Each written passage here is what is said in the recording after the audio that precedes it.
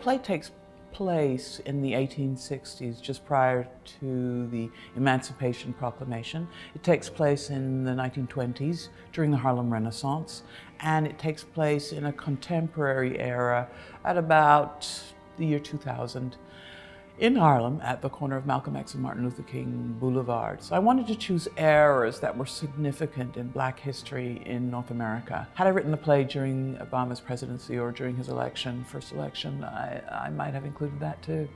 The characters are connected because I think the play is at its heart looking at the effect of white supremacy on the psyches of people of African descent after 400 years. So I look at the notion of love between Black people over several eras.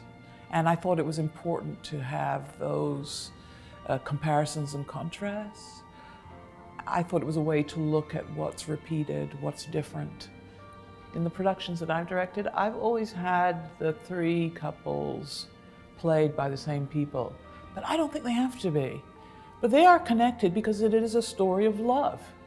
And it's a story of Othello and his first wife before he meets Desdemona. And I call the play a non-chronological prequel to Shakespeare's Othello. The early 90s or late 80s, the O.J. Simpson trial. And that's when I first heard about the Othello syndrome, which really typified morbid jealousy, and it seemed that Othello had moved from character in a play to archetype to, I don't know, something much bigger than I could have imagined, and I'm sure Shakespeare would never have imagined that. But I also thought that who painted these pictures of Othello?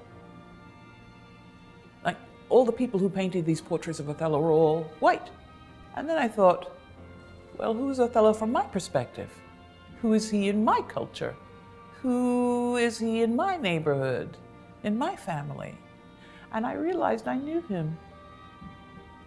And I think that's where that inquiry began. I wanted a portrait of Othello from a Black woman's perspective. That's how it started, but that's not how it ended. It ended up becoming the story of his first wife. Someone asked me yesterday after seeing one of the previews, they asked me, did you update it? And I told her, I had to admit, not a word. She says, it feels so contemporary. And what's sad is that here we are again, and not much has really changed.